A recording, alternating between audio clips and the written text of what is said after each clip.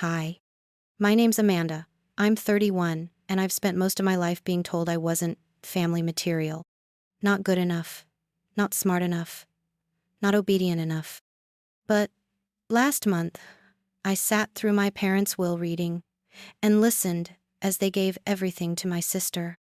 She got the house, the cars, the accounts. I got nothing. But what they didn't know was that I'd been getting ready for that day for 12 years. So I legally took it all back and left my sister with a smile and a court order. Let me tell you how. Growing up, I wasn't treated like a daughter. I was more like a staff member who never got paid. If the sink leaked, it was my fault. If dinner was cold, I should have started sooner. If my sister cried, I must have done something. She's 4 years younger than me. Her name's Lindsay, and if you listen to my parents tell it, she walked on water and invented electricity by the time she was 12. I don't hate her. Honestly, I can't. Not because she doesn't deserve it, she does. But hate is exhausting in the shadow it casts back onto you. And I've been too tired. For too long. When I turned 18, I left home with 43 to my name. They told me they couldn't help with college, said they were tight on expenses. A month later, they bought Lindsay a brand new Mustang for her 16th birthday. That was the first time I felt it something cold in my chest that didn't feel like sadness. It was clarity. I was never going to be chosen. So I stopped waiting to be. Fast forward 13 years. I've got a small apartment, no student loan debt because I paid every cent in cash across 6 years of night school, and a side business that most of my coworkers don't even know about. It's nothing flashy, just me, my laptop, and a few contracts I handcrafted from scratch, but it pays the bills, and more than that, it gave me leverage. When my parents passed away, I wore black like everyone else. I kept my head down, I hugged people, nodded, said, "Thank you for coming." I didn't cry, not because I was strong, but because I knew what was coming. Lindsay walked into our family lawyer's office like she already owned everything inside it. She had a latte in one hand and the smug satisfaction of someone who thought the world was still playing by rules her parents wrote for her. And when that will was read, I was right. She was left everything. The deed to the family home, the joint accounts, all the investment portfolios. As for me, there was a small envelope. Inside was a single sheet of paper. It said, "We hope this helps you find your way." And taped to the center was a 50 Starbucks gift card. I would have laughed if I hadn't already seen it coming. But they had no idea. I'd already seen their real will years ago. And now, I held documents that would change everything they thought was final. The will they read that day wasn't a surprise. In fact, I had seen an early draft of it 7 years ago. It was buried in one of the hundreds of folders my mother asked me to organize when she was too overwhelmed to handle estate files herself. I'd flown across the country when she called me, panic in her voice, crying that she needed help for just one weekend. I took unpaid time off work. I slept on the couch. I cooked and cleaned while she laid in bed, scrolling through Instagram, perfectly fine. But that weekend, it changed everything.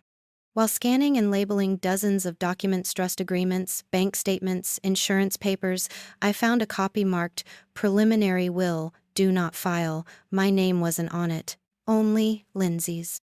It certainly wasn't finished, but it was enough for me to get the message. She had already decided. I didn't exist not where it mattered. I remember freezing, my phone in one hand, the other shaking slightly as that page flickered on the scanner bed. That's when something clicked inside me, a switch I didn't realize I had. They were planning this for years. What they didn't realize, though, what they never stopped to consider, was just how closely I paid attention when they weren't looking.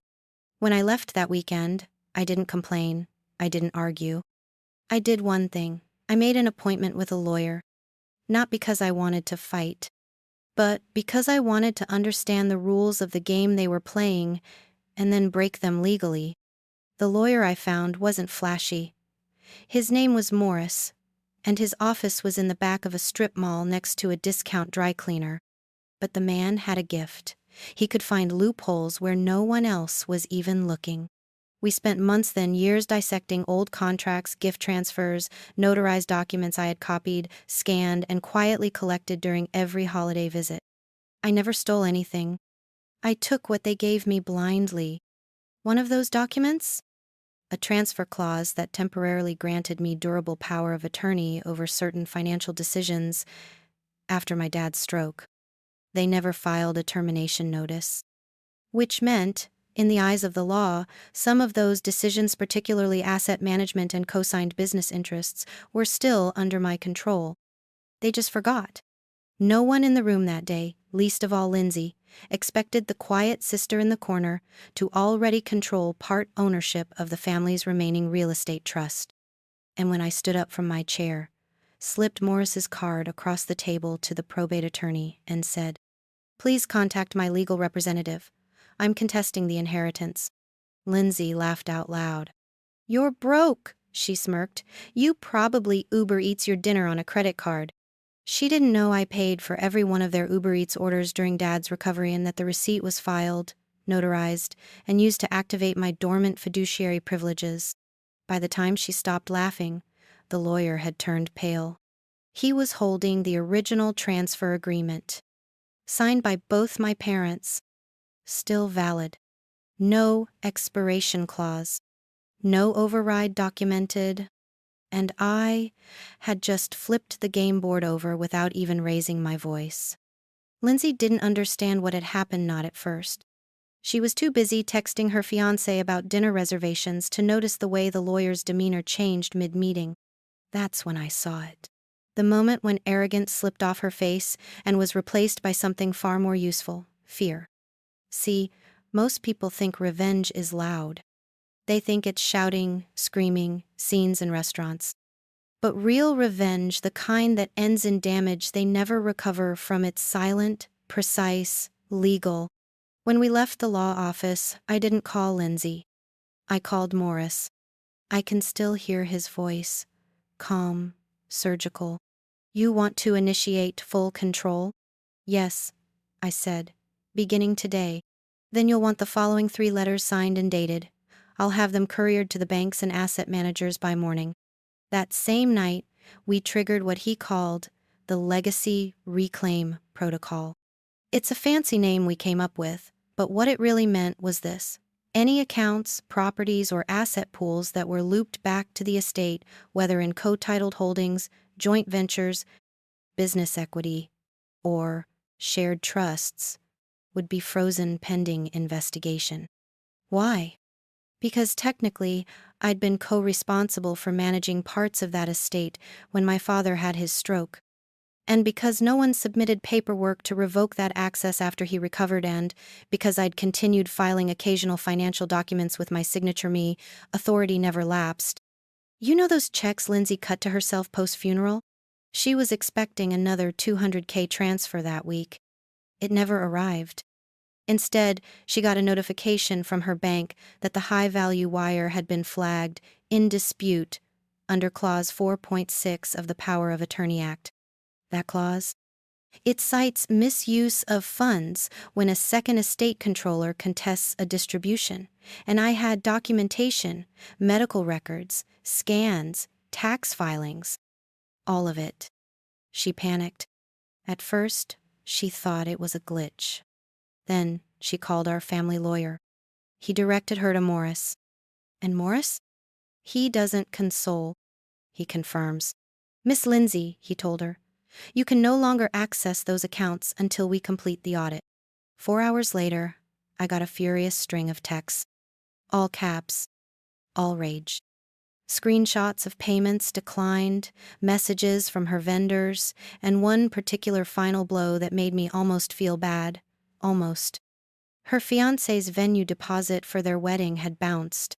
Apparently, she'd been counting on her inheritance to fund the rest by the end of the month. The resort was holding the booking for one more day after that. They'd cancel the wedding date. No exceptions.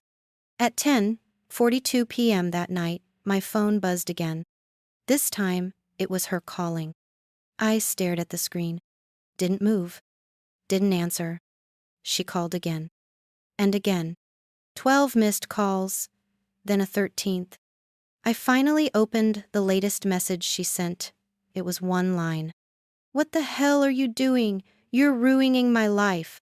I typed slowly, paused, deleted what I really wanted to send, then replied, "Funny, that's exactly what you all said about me."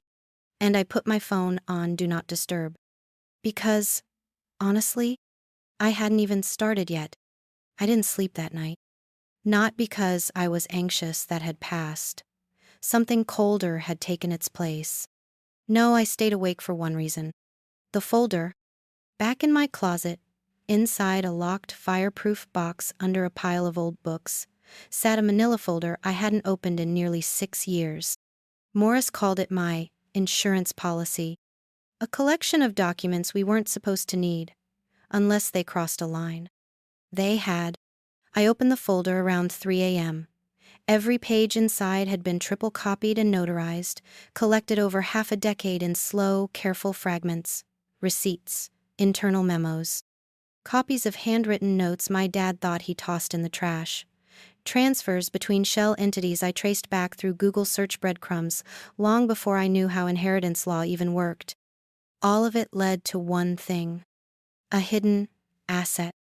My parents had transferred part of their holdings to a private LLC years before their health declined, specifically to remove it from public estate records.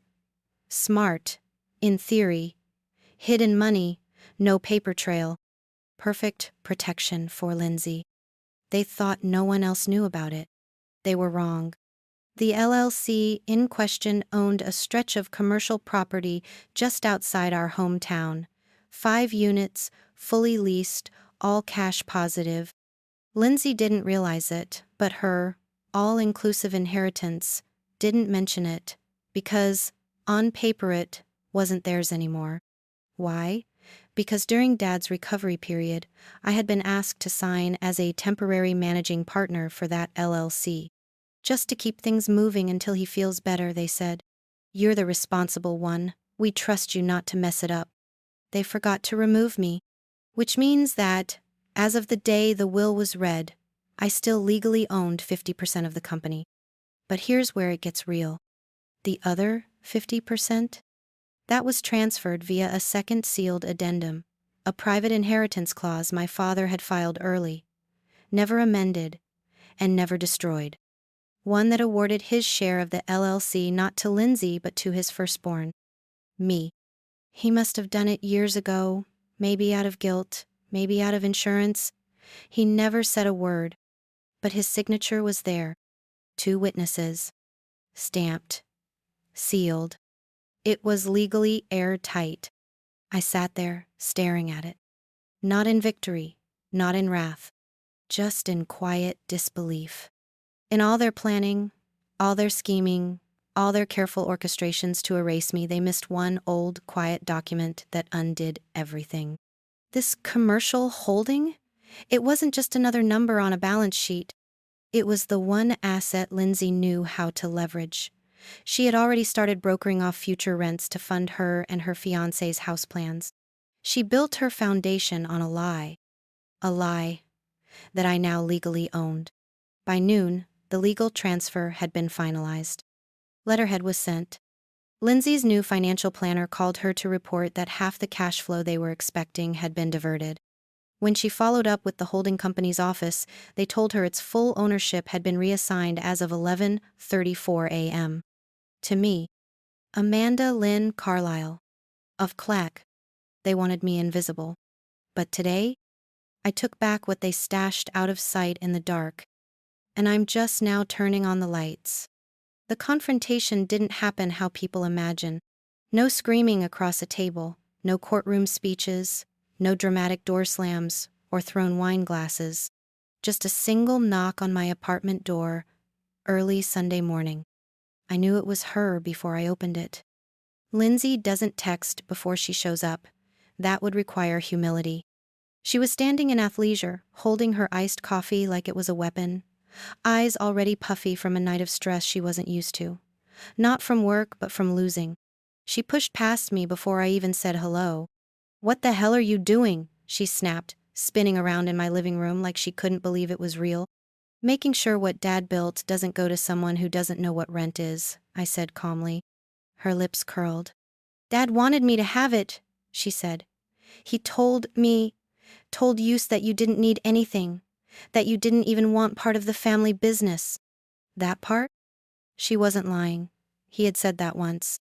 But that's not the whole story. "Right," I said. "You mean that conversation he had with you at Mom's birthday dinner 3 years ago? The one where he said he'd made some changes and told you not to worry about me?" Her eyes narrowed. Suspicious. Not scared yet. "You told me about that call, Lindsay, drunk, over FaceTime." I took out my phone, calmly scrolled, popped open the file. I recorded my side. For my protection. Tap. Play. Her voice came through the speaker laughing, slurring slightly over a second glass of something sweet. "Dad told me not to worry about the will. He said you weren't even in it. That a girl who drops out twice and runs off to take care of sick people in other countries doesn't need retirement money. Can you believe that? Huh. No offense, though." I paused it. She was pale now. Really pale. She remembered the call. "Turns out," I said softly, "he didn't actually remove me. He just made changes you didn't know about, and filed them in places you didn't think he'd bother." "Stop," she snapped, voice rising. But I walked over to my kitchen counter and picked up a second manila envelope I'd received just 6 days ago, express mailed via Morris's office. Inside, a typed letter dated 2 months before Dad passed, signed, witnessed, stamped. In it, he wrote this line: "While Amanda and I have had disagreements, she has earned every inch of what she holds claim to. Lindsay has been taken care of enough." I handed it to her. She didn't take it at first. When she finally snatched it, she didn't even finish reading the first paragraph before slamming it down on the counter. "You think this changes anything?" she hissed. "No," I replied. "I know it does." She left in a hurry. No threats, no screaming, no apologies, just panic in slow motion. Because in her head, Lindsay had always been untouchable. Golden child, protected, promised. But now, she realized the promise had expired, and the proof was her own words.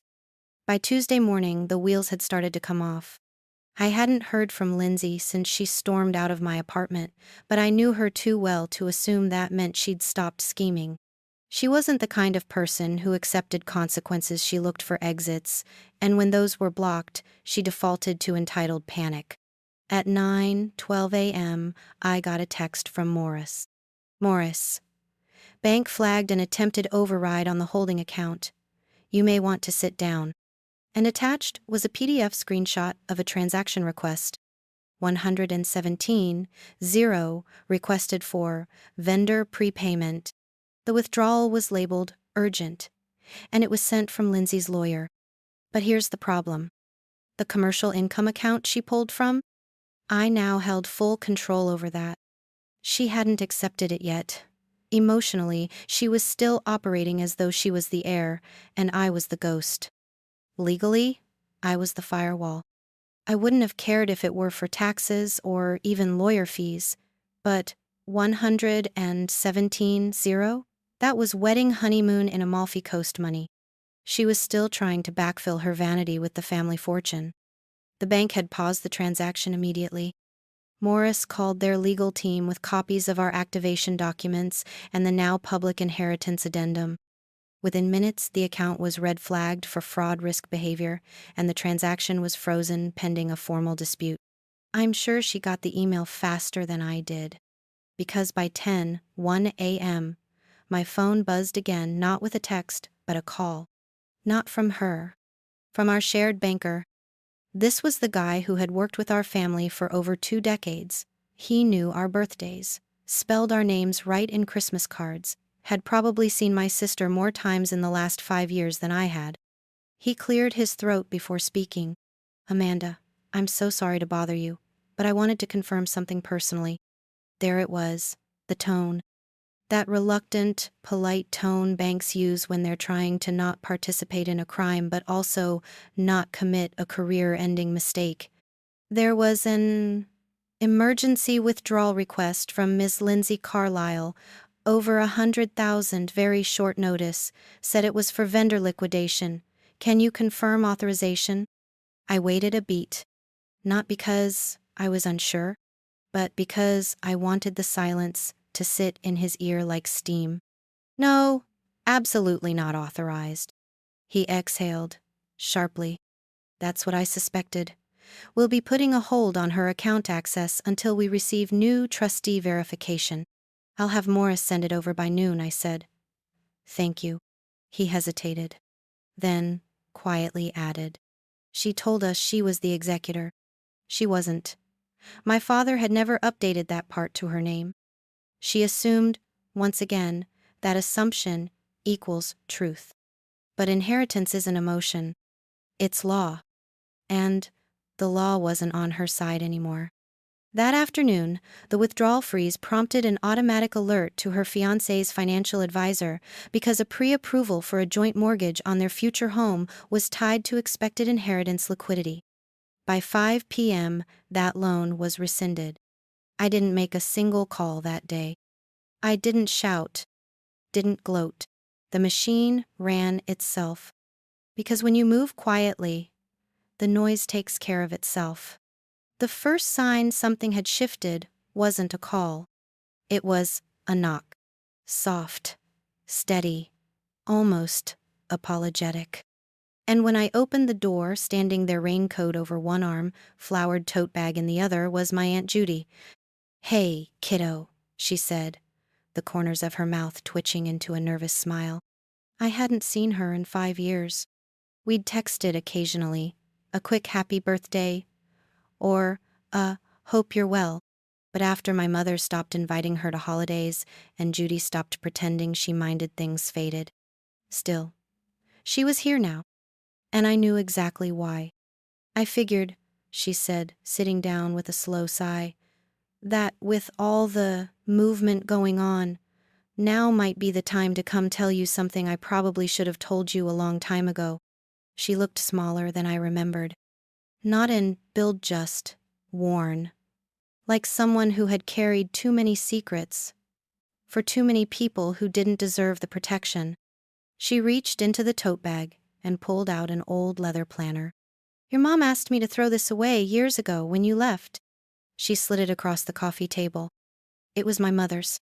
I stared at it for a long time before opening it. Inside were dozens of entries, some scribbled, some typed and printed and taped in, notes on meetings, school schedules, vacations. And then Amanda asked if she could join Lindsay's dance recital, said she'd clean the house every day for a week if she could perform too, told her she wasn't stage material. She cried all night. Don't worry, she'll get over it. Amanda said she wanted to switch schools, worried she's falling behind. The counselor agreed, but Stephen said it's too much hassle and we should focus on Lindsay's prep school essays instead. Small work project. Show signed over to Amanda temporarily to meet financial planner's health clause. Told her it didn't mean anything legally. We'll reverse it next quarter. That note made me sit up straight. Show signed over? Health clause? I flipped further, and then I saw it. Legal signatures obtained from Amanda while Stephen was still recovering. Put her name on estate funds temporarily. Assuming Judy will file revocation paperwork in Kwane so Lindsay isn't blocked. I looked up at my aunt. You didn't file it, I said. She shook her head slowly. I couldn't. They didn't even tell you why they wanted the signatures, and I knew deep down that you'd be the one holding the shovel when the time finally came. I asked her the question I'd never said aloud before. Why didn't they love me? She didn't pretend not to understand the question. Didn't rush to say, of course they loved you. Instead, she took a long breath and answered with the kind of honesty that stings first, then heals. They believed love is earned through obedience, and you stopped obeying when you started asking why. That shut me up. Completely. Not because I didn't know it, but because hearing it out loud made it feel real, wrinkled, flawed, named. My entire childhood boiled down into one sentence. I asked why when they needed me to say yes. Aunt Judy left later that afternoon, but not before handing me something small. A USB drive marked 2019. "If things get ugly," she said, "play the audio file in there. It's recorded from your mom at a brunch." She didn't know I was wearing my phone mic. She tilted her head, eyes watering, but didn't cry. "You deserved the whole story, Amanda. Not just what they left behind, but what they hid." That night, I didn't sleep. Because now I knew. This wasn't just about the money. This was about why they tried so hard to erase me, and what they were willing to lie about to make sure they could. I didn't play it right away. The USB drive sat on my kitchen table for hours after Judy left, untouched, like it was radioactive. Because in a way, it was. Whatever was on it, whatever came through those speakers, it wasn't going to be something I could unhear. It wasn't curiosity keeping me up that night. It was fear. Not that I'd learned something awful, but that I'd finally confirm what I felt my entire life. Still, I pressed play, alone. Room lights off, only the laptop screen glowing. The recording started with dishes clinking, the background hum of brunch chatter. My mother's voice came in slick, confident, with that performative tone she saved for people she wanted to impress. "Honestly," she said, "you can't raise two kids the same way. Amanda was, well, she started asking questions too early, challenging everything, teachers, rules, me. Always asking, always doubting. We couldn't keep her in Linso. Yes, we focused on Lindsay. She stayed in her lane." A short laugh followed. Not hers, someone at the table. "Besides," she continued, "Amanda was always a bit cold, not like Lindsay. She didn't hug as a kid, didn't need anything. You know how some children are just off? I hate to say it, but she never felt like one of us, you know." My heart clenched. Not because it hurt, but because it didn't surprise me. Still, I listened. Stephen always believed Amanda would come around, that she'd grow out of it, even set up a little side account for her just in case. But then she left, didn't even say goodbye. Took off with that nursing grant and never looked back, like we were holding her back from changing the world or something. Another laugh. Then my mother's voice changed, tone lower, flatter. What Stephen never knew was, I closed that account, moved it into Lindsay's trust. Figured if Amanda didn't appreciate what we offered, there was no reason to keep throwing resources into some distant martyr complex. Lindsay needed it. She exhaled loudly into her mimosa. He would have been furious, but he never checked, trusted me completely. Silence on the line. Then, one last sentence. "Some lessons Amanda will just have to learn the hard way." I sat back, staring into screen light. She stole the savings account Dad quietly built for me, the one thing I wondered about, the one effort I foolishly assumed they never made. They actually had. And she bled it into Lindsay's lifestyle like it meant nothing. And she never told anyone. Instead, she painted me ungrateful, cold, off. I wasn't broken. I was inconvenient. And inconvenient people get rewritten. The next morning I printed the transcript and sent it to Morris. Not for court. Not for revenge. For the file. So when this was all over, no one could say it was about money. Because this chapter, this file, this voice, frozen in audio forever, was never about inheritance. It was about identity theft, not in the legal sense, in the emotional one. They stole who I was allowed to be and tried to make me wear silence like it was humility. Never again. I hadn't spoken about the recording to anyone but Morris. Even Aunt Judy didn't know exactly what was said. She could guess. Sure, when you've lived through enough manipulated holidays and lopsided birthdays, you don't need audio to know the flavor of the truth. But I wasn't ready to share it yet. I needed time. And then, something unexpected happened. A week after I froze Lindsay's withdrawal, Morris called me again this time, with a tone not of urgency but curiosity. Amanda, we just received a file from Foy Benson. Who? Estate and trust law specialists your father used in the 2000s. Apparently, they were under instruction to deliver this only if the primary will was contested, and only if your name was on the challenge request. That call stopped me. Like, stopped me. I hadn't even known those lawyers existed, let alone retained anything from generations ago. 2 hours later, a sealed FedEx envelope arrived. Thick, heavy, labeled, "To my firstborn, Amanda Lynn Carlisle Confidential Instructions." I stared at it. It felt like a relic. Like some mysterious heirloom bottle that had finally washed ashore, a message from the father I never quite trusted, but who'd occasionally looked at me like he was trying to say something he didn't know how to word. I opened it slowly. Inside were 6 pages of financial instructions. A balance sheet, asset movements, and then, clipped to the back, a sheet of stationery handwritten with my father's exacting, blocky handwriting. The first line didn't make sense. If you're reading this, then they finally went through with it. They. He didn't mean they, like the attorneys. He meant Mom and Lindsay. I always thought I'd have time to fix things, but if you've received this, then I didn't. I'm sorry for letting your mother convince me that distance builds toughness. She called it discipline. I think what we built was damage. I felt my chest tighten. And then, I saw what she was doing with that account. I knew about the trust transfer. I didn't fight her. That's on me. But I opened something she couldn't touch. Morris was on speakerphone at that point, silent, listening. The next few pages detailed the formation of a quiet, secondary trust, one that was nested in a parent company of a parent company buried under layers of ownership, virtually invisible unless you knew what numbers to follow. It had been funded in pieces over 14 years, and it was named ALC Reserve, his initials, yes, but also mine, Amanda Lynn Carlisle. You always asked why. Amanda, that was never your weakness. It's what we needed most. One day someone gets to lead this family without asking WHO gave them permission. That someone is you. The final paragraph was short. You're not cold, you're clear. That's what scared us. I didn't cry. I didn't scream. I didn't even fully smile.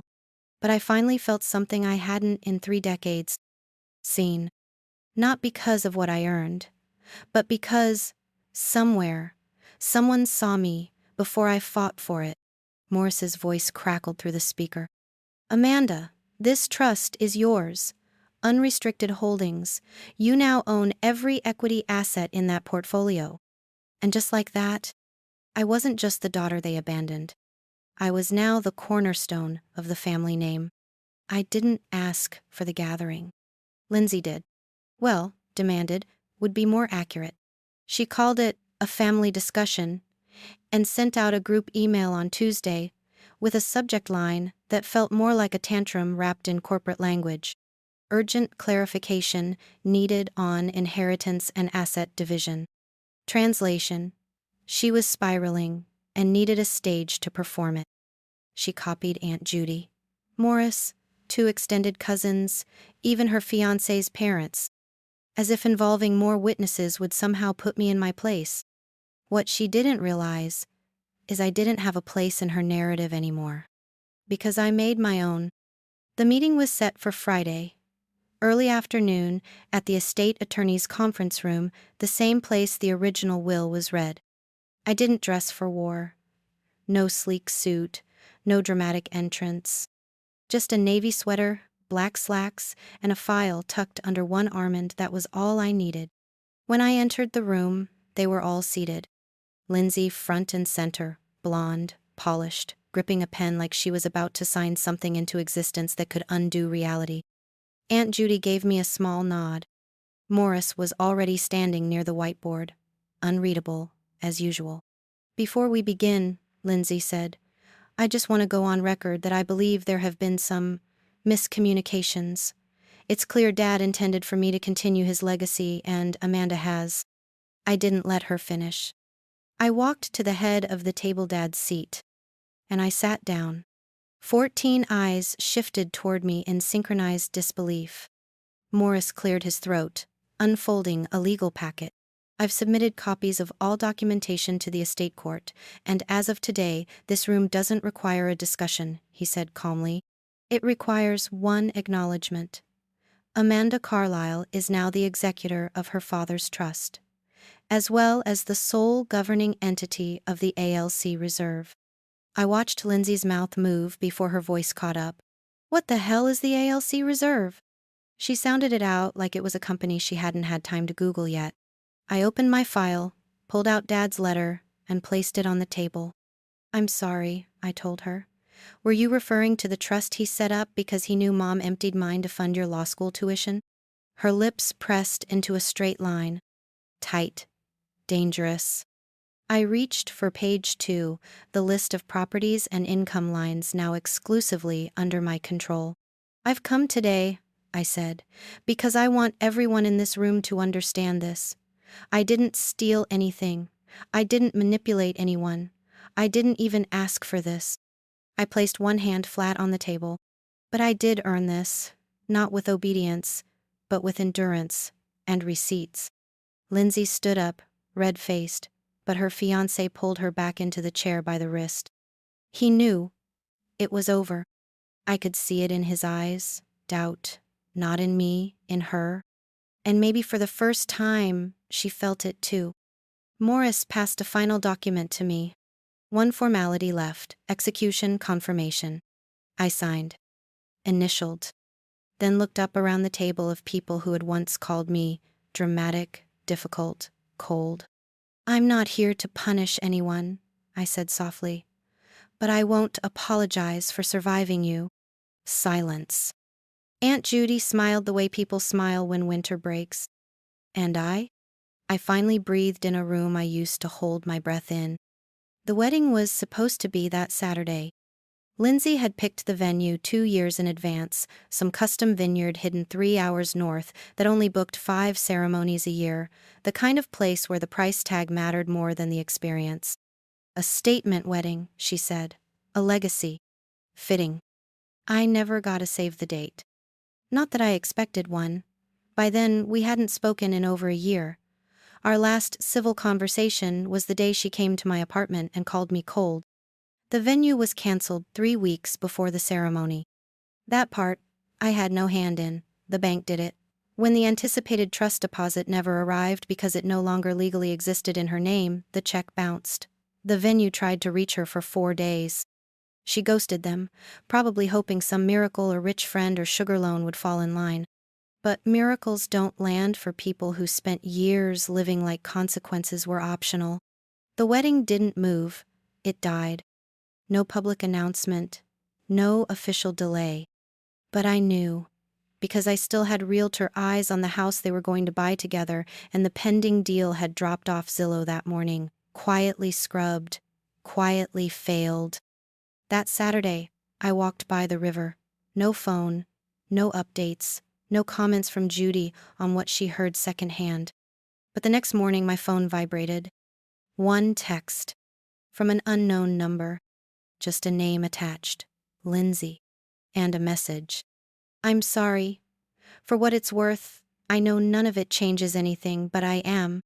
At first, I thought about ignoring her.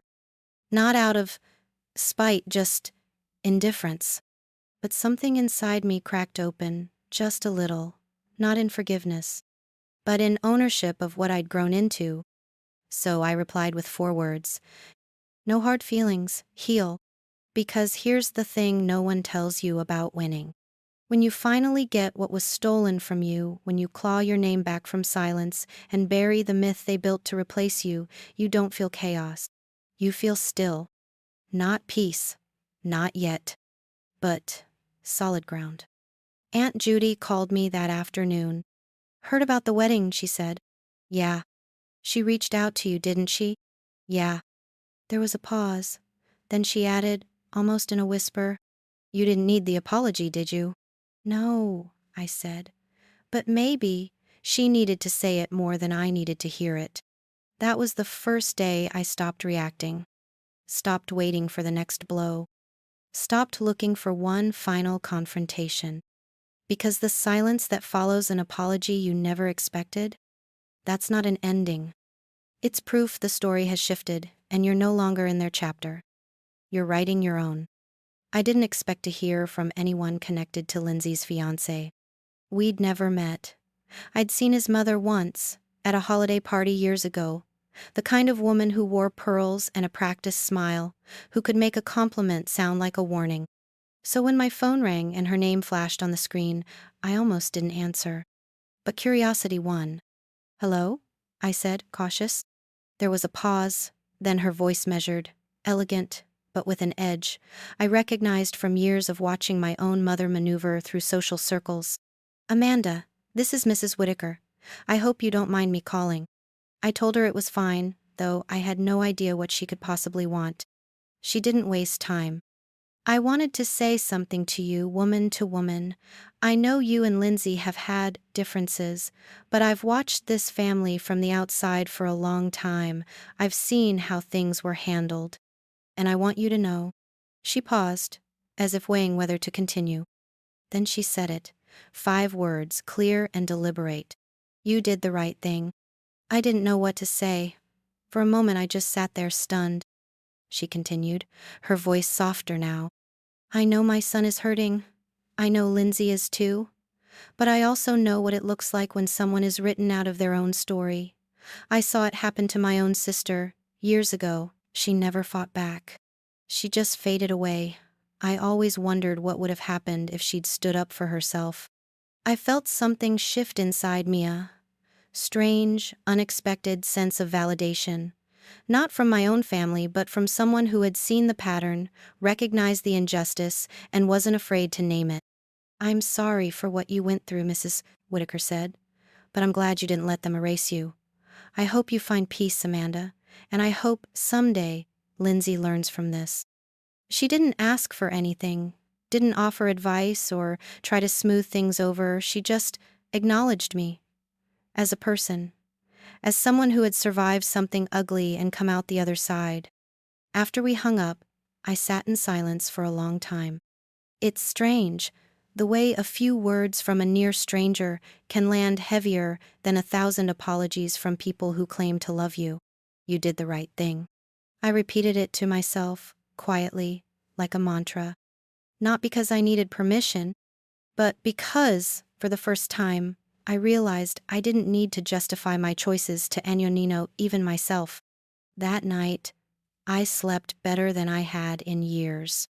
Not because everything was fixed, but because, finally, the world outside my family's walls had seen me for who I was, not who they said I was.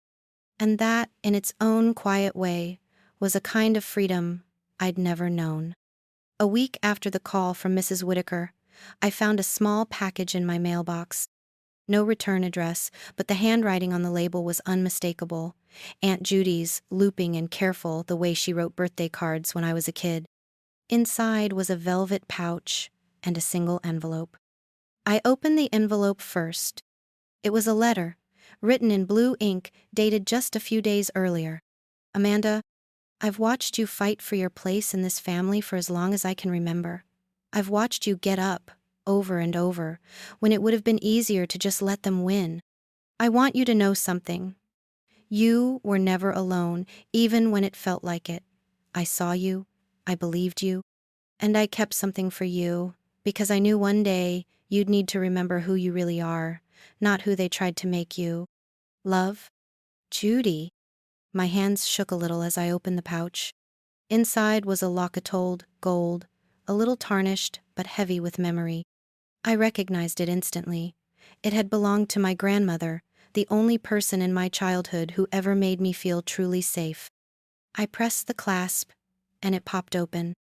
Inside, a tiny photo of me as a child, maybe 5 years old, grinning with a gap-toothed smile, arms thrown around Judy's neck. On the other side, a folded scrap of paper, yellowed with age. I eased it out and unfolded it. It was a note, written in my grandmother's spidery script. To Amanda, you are brave, you are kind, you are enough. Never let anyone tell you otherwise. I sat on my couch, locket in hand, and let the tears come. Not the hot, angry tears of betrayal or the cold, silent ones of survival. These were different, soft, grateful, the kind that come when you realize you've finally come home to yourself. Aunt Judy's gift wasn't about money or property or even justice. It was about memory, about love that survived the storm, and proof that even in a family that tried to erase me, there were roots that held. I called her that night. She answered on the first ring. I got it, I said, voice thick. I know, she replied. You always were the strong one, Amanda. I just wanted to make sure you remembered. We didn't say much more. We didn't need to. That night, I put the locket on and wore it to bed. For the first time in years, I felt protected not by walls or money or legal victories, but by the quiet, stubborn love of the people who saw me, even when I was invisible to everyone else. The circle wasn't just closed, it was mended. And I knew whatever came next, I would never again let anyone write my story for me. The first morning I woke up wearing my grandmother's locket, the world felt different. Not because the sun was brighter or the air was clearer, but because for the first time in my adult life, I didn't feel like I was waking up in someone else's story. I made coffee and sat by the window, watching the city come alive. No urgent emails from lawyers, no frantic calls from Lindsay, no more waiting for the next blow to fall. Just quiet, just me. I thought about everything that had happened, the will, the courtroom, the bank calls, the secrets, the betrayals, the apologies that came too late. I thought about the years I spent trying to earn love from people who only knew how to measure it in obedience and silence. And I realized something. I didn't need their approval. I never did. I had spent so long fighting for a seat at a table that was never built for me. Now, I had my own table, my own name on the deed, my own story, written in my own words. I made a promise to myself that morning. Not a dramatic vow, not a list of resolutions, just a quiet, steady promise. I will never again shrink myself to fit someone else's comfort. I will never again let someone else's version of me become my truth. I will live honestly, even if it means standing alone. I will love fiercely, but I will never beg for love again. I started making plans not for revenge, not for proving anyone wrong, but for building something that felt like home. I reached out to Aunt Judy and invited her over for dinner. I called a few old friends I'd lost touch with, just to say hello. I even signed up for a pottery class, something I'd always wanted to try but never let myself do because it felt unproductive. I donated a portion of the trust to a scholarship fund for girls who, like me, were told they weren't enough for their own families.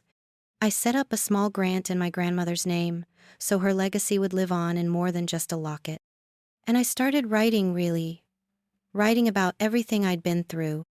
Not for the world, not for revenge, but for myself. To remember, to heal. Some days, the old pain still flickered at the edges, but it didn't own me anymore.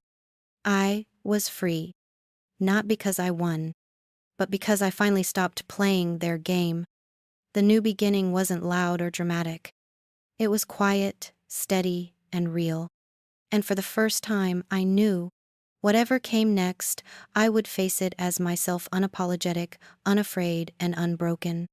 It happened on a rainy Thursday, months after the dust had settled. I was at the community center, dropping off paperwork for the scholarship fund I'd started in my grandmother's name. The place was busy, kids running in the halls, volunteers sorting boxes, the kind of everyday chaos that feels like life moving forward. As I was leaving, I noticed a young woman sitting alone in the lobby. She couldn't have been more than 19, clutching a battered backpack, her eyes red and tired. She looked up as I passed, and for a moment I saw myself, years ago, lost and invisible, waiting for someone to notice. I hesitated, then walked over. "Hey," I said gently. "You okay?" She nodded, but her voice was small. Just waiting for the counselor. I'm supposed to talk about housing. My mom kicked me out, said I was too much trouble. I sat down beside her, the memory of my own first night alone flashing through my mind. The fear, the anger, the ache of being unwanted. I know how that feels, I said. It's not your fault, you know. She looked at me surprised. You do? I nodded. I do. And I promise it gets better. You find your people, you build your own family, even if it's just one person at first. You get to decide who you become. She smiled, just a little. I hope so. I reached into my bag and pulled out a card for the scholarship program. Here, if you need help with school or just someone to talk to, call this number. There are people who care. I care. She took the card, her hand shaking. Thank you. We sat in silence for a moment, the rain tapping against the windows.